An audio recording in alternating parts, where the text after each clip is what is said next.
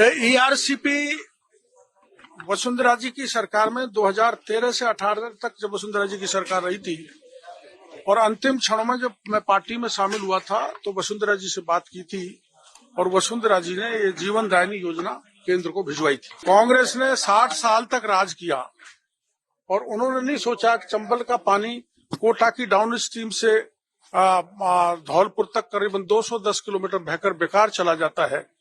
ये हमने ही चिंता की कि उस पानी को उठाया और 13 जिलों में भेजने का काम कर रहे हैं। रामपाल जाट बोलेंगे इससे जयपुर को पानी कम मिलेगा और जो 13 ईआरसीपी सर वो कह रहे हैं कि पानी कम नहीं मिलेगा। देखो जितना भी बरसात में पानी आएगा वो सारा का सारा मिलेगा। अब कभी बरसात नहीं हो तो पानी कहाँ से आएगा तो बांधों में, लेकिन बरसात का जितना भी पानी बहकर बेकार चला जाता है 13 जिलों के हर सिंचाई के जो बांध हैं उनमें पानी जाएगा और इसमें 2,10,000 हेक्टेयर भूमि नई सिंचित होगी। 80,000 हेक्टेयर जो भूमि पहले से सिंचित हो रही है उसकी भी गारंटी होगी, स्टेबलाइज होगी। वो कह रहे हैं डॉक्टर साहब, वो ये कह रहे हैं कि जो पुरानी डीपीआर थी 2017 की, उसमें 3510 पानी मिलना था, मिलियन घन मीटर, MCM, और अब जो मिल रहा है वो 2454 मिल रहा है। नहीं वो गलत कह रहे हैं आप। वो जो समझौता है उसमें देख लें, 3510 MCM पानी मिलेगा जो ओरिजिनल ईआरसीपी में मिलने वाला था। ये इसलिए पीकेसी के साथ जोड़ी है पार्वती कालीसिल चंबल लिंक की ये राष्ट्रीय परियोजना घोषित हो जाए, क्योंकि 2 स्टेट का मामला हो गया। अब ये रिवाइज डीपीआर होगी तो हो सकता है 50,000 करोड़ तक पहुंचे, पर ये एक 13 जिलों के लिए लाइफलाइन है। ईआरसीपी तो मिल गए, केंद्र सरकार का बजट आ रहा है, राजस्थान को क्या कुछ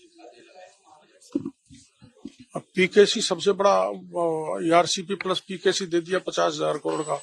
और भी कोई नई चीज मांगेंगे, मैं एग्रीकल्चर में मांगूंगा, राजस्थान को देते रहेंगे। डबल इंजन की जा रहे हैं घूमने के लिए, जैसी वो है कि आपने इजराइल वगैरह किसके लिए?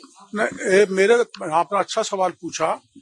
7 फरवरी को इजराइल के एम्बेसडर आ रहे हैं अपनी टीम के साथ और जयपुर में उनके साथ मेरी मीटिंग होगी।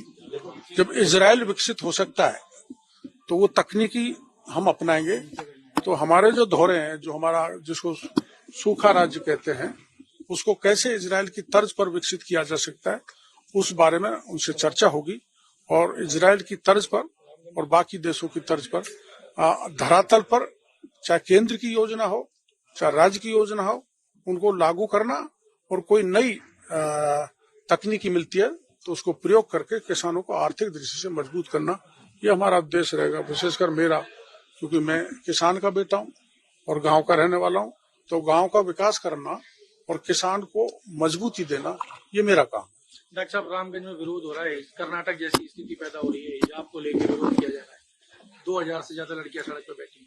देखो ये आप कितने देशों में हिजाब, खुद मुस्लिम कंट्रीज में आप कई है, मेरे को भी नाम ध्यान नहीं, आपको बता दूंगा, उसमें भी हिजाब और ये बुर्का पहन के चलती है, उस पर प्रतिबंध है। तो अपने देश में तो नहीं होना चाहिए।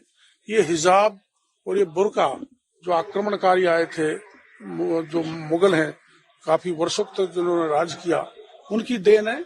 ये छोड़ना चाहिए, गुलामी के चिन्ह अपने देश से हटने चाहिए। डॉक्टर साहब, ईआरसीपी से पेयजल, इंडस्ट्रियल वाटर, सिंचाई के अलावा और क्या क्या फायदे होंगे? इंडस्ट्रियल वाटर, रोजगार बढ़ेगा।